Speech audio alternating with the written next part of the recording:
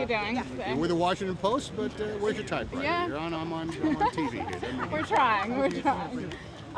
So tell me, these men probably think about the war, talk about the war every day. So why is it important to bring them to this memorial in D.C.? Why is that meaningful? Well, listen, I think in the mind of each of them, they all have been on very individual journeys, lo these many years.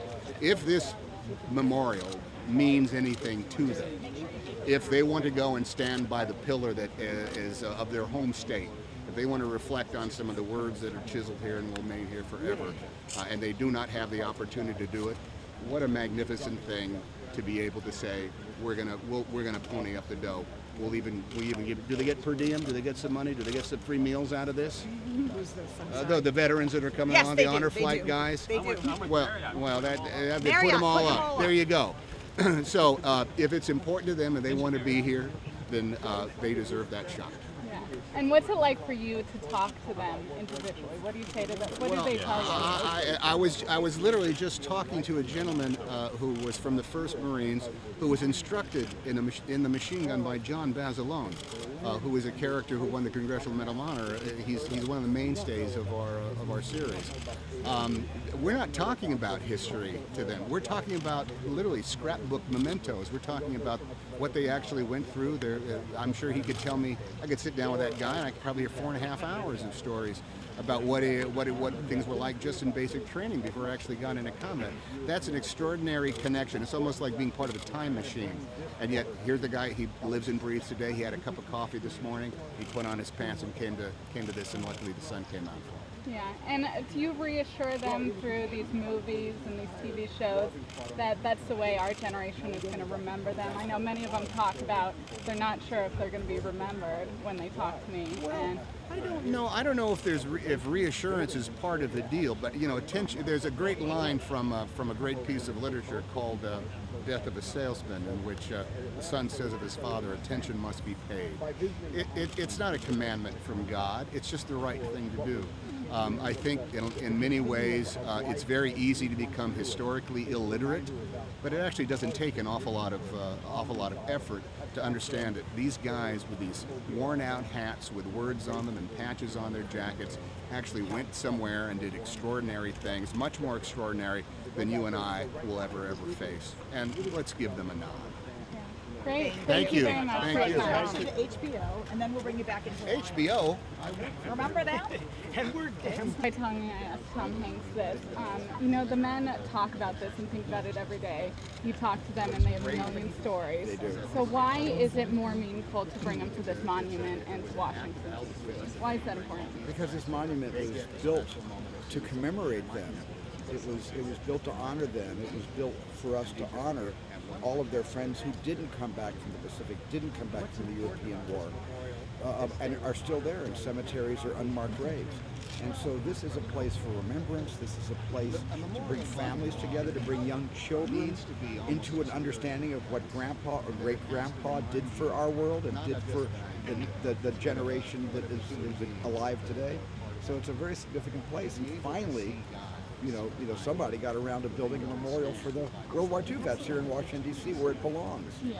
And do you like talking to them when they're here? What do they tell you? Well, my dad's 93, and so we're always talking about World War II. My uncle's 90, and we're always talking about his service on B-29s in World War II. And, they have all these interesting stories, and some of the stories aren't about combat. Some of the stories are just really interesting stories about what it was like to leave home for the first time, working on a farm or driving a local taxi cab, and suddenly at 18 years old finding yourself in a faraway place, where your only passport was the uniform that you wore. And it's great to hear their stories about the kind of dislocation they experienced going from, a peacetime conditions to overnight something that only they can remember, but often can never describe. And we do our best to describe their experiences, and we often fall short because you really, in this case, will never get close enough to the experiences they suffered overseas. And where does this very strong passion of yours about this subject come from? Your family or something else? Where did it start for you? It started with my dad telling me, the old thing, "Hey, Dad, what did you do in the war?" And the minute a 7-year-old kid asks his father that question, you know, the stories don't ever stop, and they never stopped until I made Saving Private Ryan. Then they continued on from there. And what do you think of Washington, D.C.? Do you like coming here? I love coming here. I come here whenever I have an occasion to come here, and I really. Follow him. Hi. Can you talk a little bit about how this film miniseries differs from other movies and films and miniseries that you've done on war? Did you learn something different in making the Pacific? I think in Band of Brothers we told the story of Easy Company from Toccoa all the way to the Berkshire Gardens, to the Eagle's Lair, and the company stayed together for the entire time. You know, in a sense, the War of the Pacific was much more, you know, it was much more an island war. And we're talking about the Marines who fought there, certainly acknowledging the Army Air Corps, became the Air Force and the Navy, but this was really about the Marines who fought there. And in a sense, they fought in jungles that were organisms that just ate our boys up alive. Not just the Japanese forces we were fighting, but the environment they were in was so inhospitable to life, whether you're fighting or not fighting. And I think that makes a big difference between what the Pacific War veteran experienced and what the European War veteran experienced. And what does it feel like being here actually at this memorial with these veterans? I get very sort of, I get teared up a lot. I get a big lump in my throat when I'm here, especially when I see the veterans and I look into their eyes, and their eyes are telling me stories that I probably could never put on film because Well, I said the it's stories familiar are with so what's going personal on. and Yeah, so you can walk detailed, into but the National we do our Mall best to kind of get the country to remember what they did for us. Well, I can't speak for because Tom and I, cast every part in the Pacific, but we didn't physically direct the actors. All of our directors directed the actors. And that's a good question to ask them. But I just know from my experience in Saving Private Ryan, the first thing we did with every actor in Ryan, we sent him to boot camp for a week in the worst rainy, cold conditions you could imagine in England. And I think they came out of it really having a lot of respect for. They only had to suffer for a week, but basic training is a lot longer than that. I think they had a lot of respect for the fighting soldiers. I guess the first question I have as a Marine, sir, and pretty much every Marine out there has, is why did the Army get their due first before us? Whoa! No, I'm just kidding. Oh, wait a second. We don't care. We're happy that we're getting the story I don't told. distinguish between the different outfits. I just try to, we hold up a mirror to all of your outfits, and you guys do all the work. Oh, well, within the services, you can bet we do. I know you do. At any rate, was telling a Marine Corps history different? We're very particular about the way our histories are told. Well, you will be the final arbiters as to whether or not we did a good job of it, and you'll tell us whether this acquits the memory of the service of those who fought, maybe your grandparents, that fought in that war. But we think, based on the memoirs that we were exposed to, the countless interviews that we did while Stephen Ambrose was still alive, and after he passed, his son Hugh Ambrose continued interviewing Marines of all the Pacific engagements. I think we did a pretty good job in exposing their actual stories to the general public. Well, how's the reaction been from the World War II veterans? Oh, so far it's been fantastic, just fantastic. Now, I noticed on your speech you talked about it's a generational thing, the skills that they brought back after facing the Japanese machine guns. What is it to open a small business? Do you think that our generation is learning anything from these many years of war? And are there other stories to be told? I think there's other stories to be told, and I think there are many filmmakers that want to tell those stories. It just doesn't fall on my shoulders or Tom Hanks' shoulders to be the only ones that should be telling stories of the Second World War. Catherine Bigelow told a story of the war in Iraq. There are other stories that need to be told, and I think it's very important that we all pitch in here just to keep history alive. But the whole idea of doing Band of Brothers, the Pacific, and Saving Private Ryan was to keep history alive. And in a world where technology is causing us to forget the past and only be interested in what we can get in the next 5 milliseconds, it's very, very important that shows like this come out there and are exposed to young people so they can actually Google it. And if they get interested enough and compelled enough, they'll do their own research to find out what it was like. Condensing it And that's your ultimate goal, is to get people to explore further into the historical events? I just want people to have a great deal of respect for what these veterans did for this current generation, which wouldn't have existed without what they did in the Second World War. Okay, thank you very much. Would you like to say anything to the troops serving now down range? The memoirs. Hurry home, work hard. You always do. We don't question anything you do. All I know is that I'm completely admiring of the amount of months that you spend over there, at the great sacrifice to your families back home, and keep those letters and little videos coming, those little telephone videos coming, because we're really interested in what your lives are like over there. Thank you, Mr. Stranger. Thank you, sir. Hi. She's I'm with Honor Flight. With So Honor soundbite Flight. about what they're Absolutely. doing. We are filming a documentary called 1200, which stands for the 1200 World War II veterans that we lose every single day. As a storyteller, you probably looked out today and saw all of those faces and know that there's a story behind each of those faces. What can my generation best do to make sure that those stories don't die along with those heroes? Well, what you can do is spend quality time with individual veterans and just let them talk to your camera, let them talk into a tape recorder, let them talk to a reporter that can get all the verbatim down, because that's what we did with the Shoah Foundation in collecting stories of the survivors' testimonies. The same, I think, should be done for all those who continued to be with us from World War II. And in this fast-paced world where people don't sit down and really listen and honor those stories, is there a way that that this memorial symbolizes something that we need to bring into our everyday lives, and how can we better treat these 1,200 that we're losing every day? Well, just by bringing the grandkids and the great-grandkids along with the surviving veterans to this memorial. So this becomes not just a trip down memory lane for the individual veteran, but this is a family event. This is for families to pay homage to what the veterans sacrificed for our freedoms that we enjoy today, so we don't take them for granted as much as we seem to be doing. And at the same time to give Dad a chance and expose your grandfather and sit down there and watch his reaction to coming back here, to see how Washington has honored him. And when you saw those faces today, being here, all of the veterans, and listening to you, how did that make you feel, and how could you see what it was that they were feeling to be here and what it meant to them? I think it means so much to them that there's a Washington Memorial that basically commemorates all the actions all over the world in World War II. I think they come back here, and just the sight of this place is really enough. And everything else that happens beyond that is icing on the cake. Back here is Michael. How do you do? Michael, they've been supporting us from day one. How do you do? Came out to By California and finding interviewed ways of Sadie. talking them into getting on the plane and coming here. Pentagon. Because it'll be working. I love that. I'm sorry, I'm very nervous. I'm a blank. They told me to prepare for Don't worry Peter about over there. that. Yeah, I know. Now, you know what? You'd like Peter. He's a good kid. But you know what? He can't answer a question to save his life. You ask Peter one question, he'll rattle on for 22 and a half minutes. Oh, it's terrible for TV.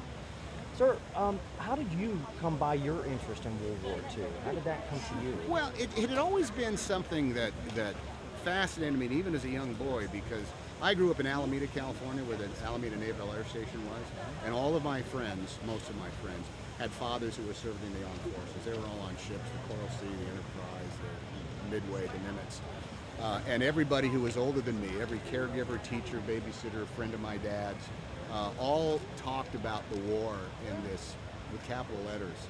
It was part of their history, it was part of their past. They would tell stories about, well, I did that. Well, let's see, what happened? Oh, that was after the war. I just gotten out of the service. Or, back just before the war, I was here. And during the war, I joined up they sent me to Pocatello, Idaho to become a machinist. So the war had this presence.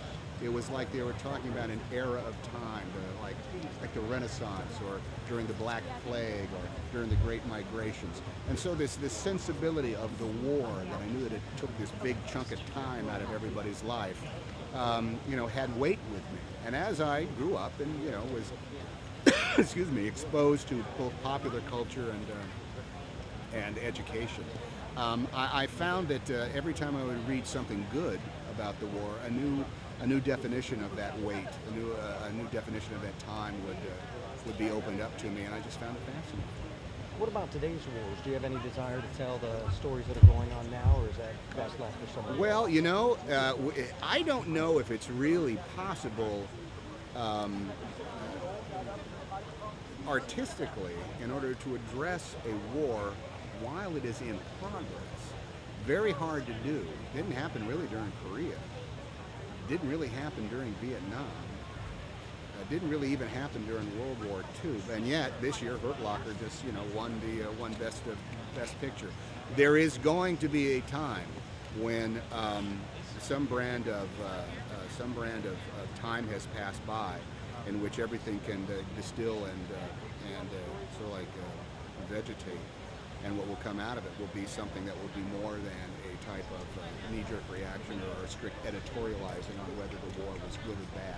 The thing I like about being able to do series like Band of Brothers in the Pacific is that we take that out of it. War, good, bad, doesn't matter. It happened, so examine it. So go on from there. Doesn't require editorializing because it's now just a page of history. We're not into this to revise or revisit what actually happened. Our job is to reflect it in human terms. All right, well, thank you very much. Well, I hope I didn't go too Peter Not Scolari at all. on Would it. you like to say something for the troops who are downrange? Yeah, sure. Hello, I'm Tom Hanks speaking to you from the Pentagon Channel. God bless you all. Come back home safe to us. Thank you very much. How do you do? They're with honor flights. We're with Honor Oh, hey, Flight, great. filming the documentary 1200 that Fantastic. stands for the 1200 World War II vets that we lose every single day.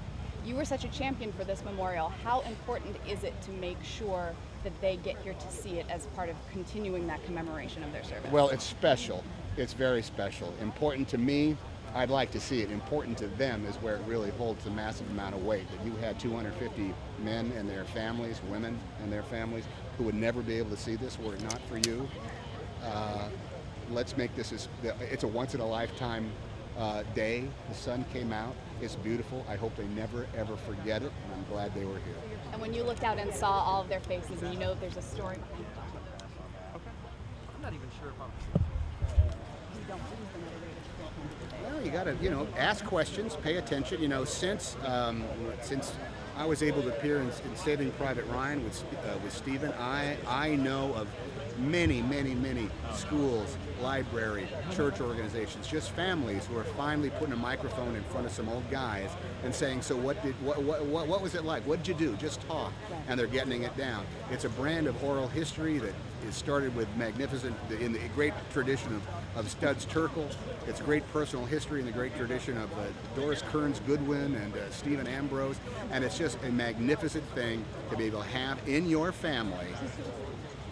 Invite grandpa over, or grandma, or whoever it is, sit down and have a big meal, start about 4 o'clock, and videotape it. Have a tape recorder running, and don't ask questions, just listen, because as soon as they talk, you can just say this. So today is, what's today? Today is March 11th. Today is March 11th, 2001. What were you doing in March 11th of 1943? And it'll just spill all out from there. And everybody will be on the edge of their seat. Well, this is absolutely exactly what we're trying to do with this documentary, is to capture those stories. What could you say to encourage people to make sure that the veterans know that this opportunity is available to them, and that if they tell the stories, combined with people making sure that they can get here, that they too can to preserve their legacy like this memorial? How would you encourage people to do that? Well, I don't know. I don't know how. I would just if there's a veteran on your block, or in your family, or at your workplace, or in your church, invite them out, get them talking. How's that? That's absolutely wonderful. Because Thank you. Yes, thank you very much. Thank for your you time. very I much. appreciate it. Great honor for me. Hey, line up. Hey, Maurice, get over here, line up. Here we go. Just doing right. Okay, to the camera, there we go. Great, good. Okay, that's it. Wow, you looking fine. Okay, good.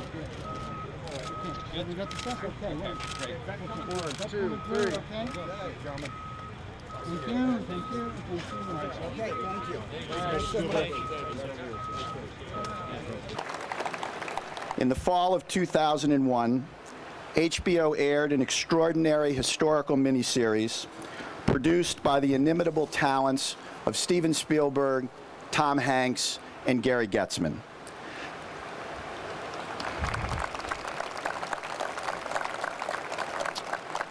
Band of Brothers became something of a cultural phenomenon because it spoke to the depth of patriotism and the bravery and dignity with which all of you, the greatest generation, served our country and preserved our freedom.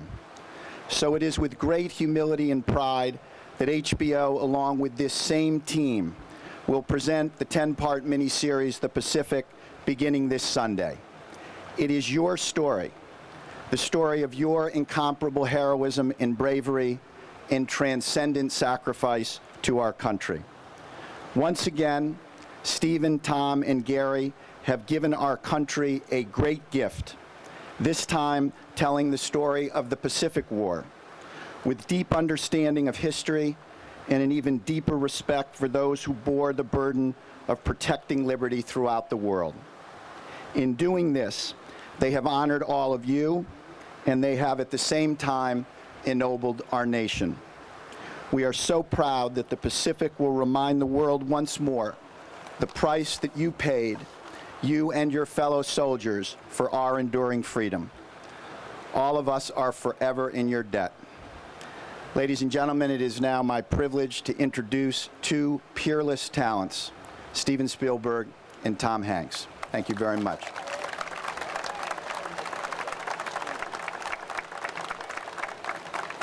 Thank you very much. And it's a great honor for me to be here today. When you send 16 million men and women into Europe and the Pacific to serve in World War II, and 4 years later, when you come home, 77 million of us, the baby boomers, are born, that is quite a homecoming. It didn't all happen on the same day, or I think the Earth could have spun off its axis, but over the next decade, we came into being because of all of you.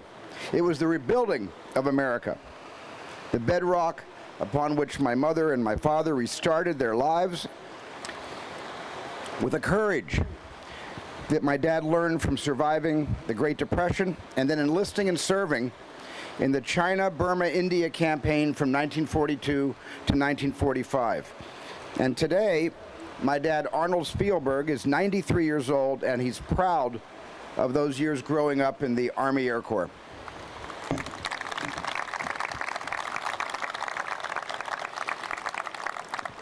If there was ever a contribution to be made to a nation, ever a contribution to a world gone mad, it was your strength and it was your courage that defined my dad's generation, the greatest generation, your generation.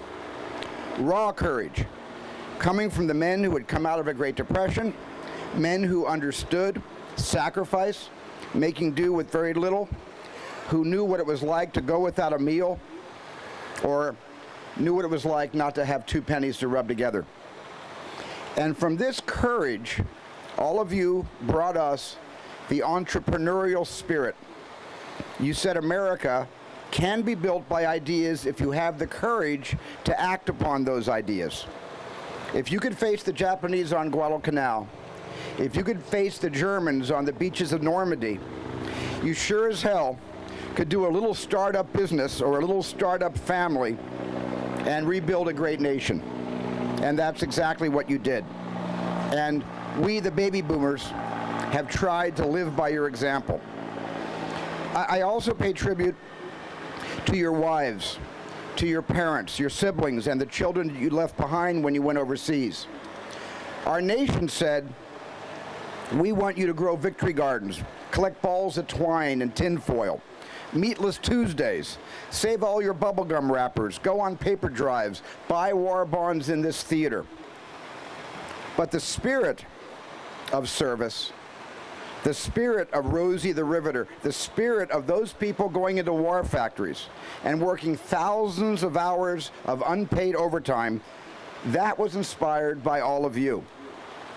Every American civilian reading a newspaper, watching a newsreel, or reading your letters wanted to do their bit and win that war. America's production capabilities, the arsenal of democracy, America's industrial might, was being supported by people who normally were in the home raising families, and that was the result of an inspired home front wanting to emulate the victories and sacrifices of all their servicemen abroad. You taught my generation to believe in ourselves. You also taught my generation about love and what love really means. Because the business of being willing to lay down your life for someone you don't even know is a definition of love.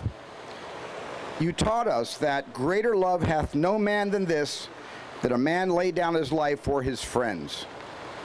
You taught us things that I was certain we'd never forget. But in all the generations that followed, time was not standing still, and technology benefiting our lives was also distracting us from learning about where we came from and to whom we owed such a measure of devotion. So with each passing generation, more and more people were forgetting about World War II and all the milestones of the 20th century.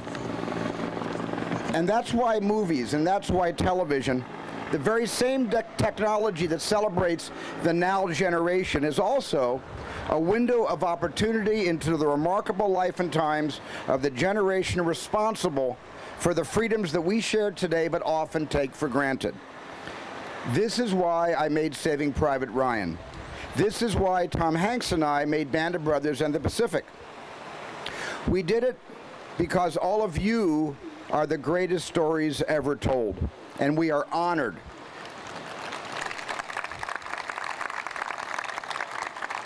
We are honored to be able to tell these stories to our kids, to your grandkids, to your great-grandkids, and to the world at large.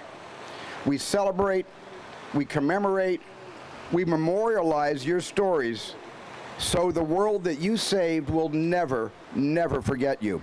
So thank you, all of you, for your service.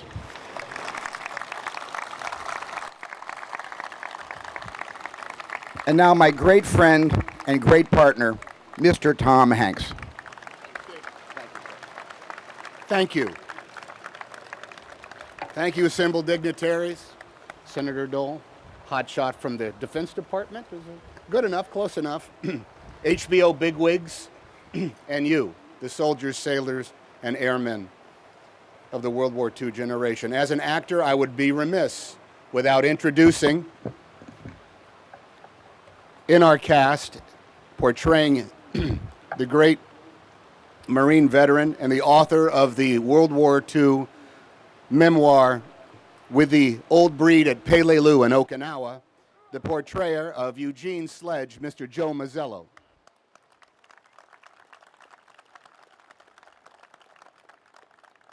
And portraying a Marine who fought at the Tinaroo River in Guadalcanal and was wounded at Peleliu, the author of the memoir A Helmet for My Pillow, written by Robert Leckie, the actor James Badge Dale.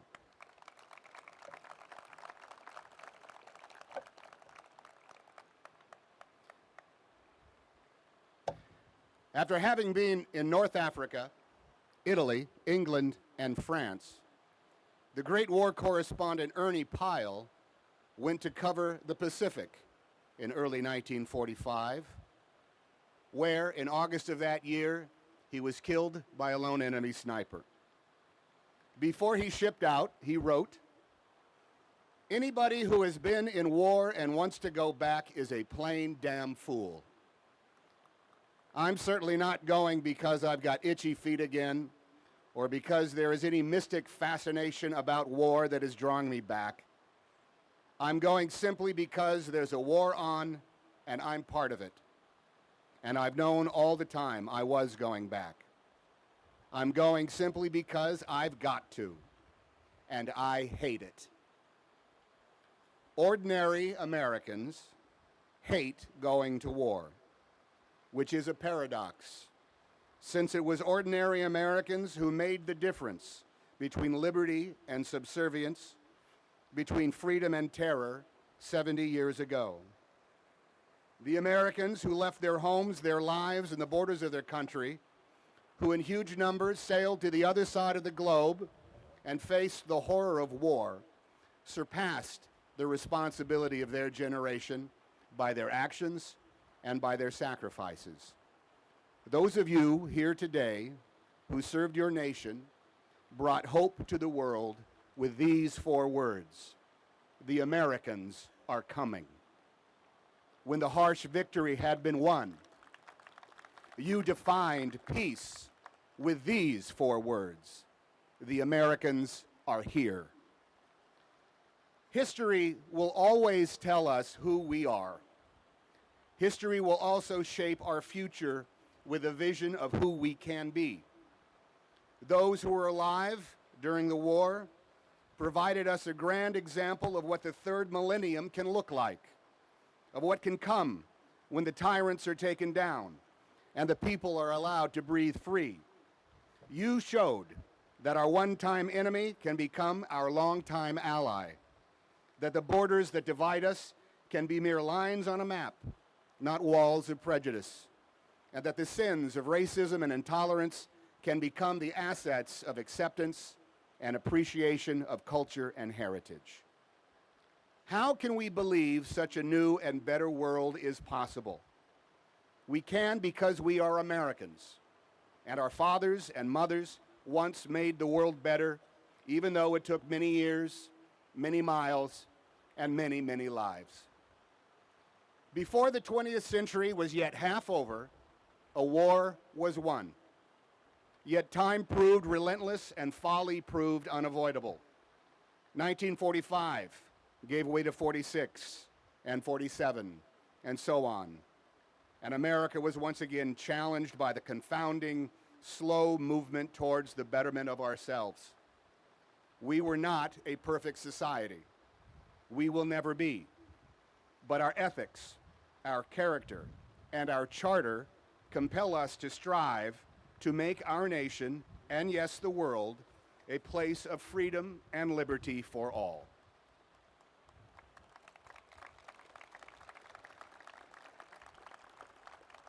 We are empowered for that mission in the example set by those who served in World War II, an example that will last for eternity.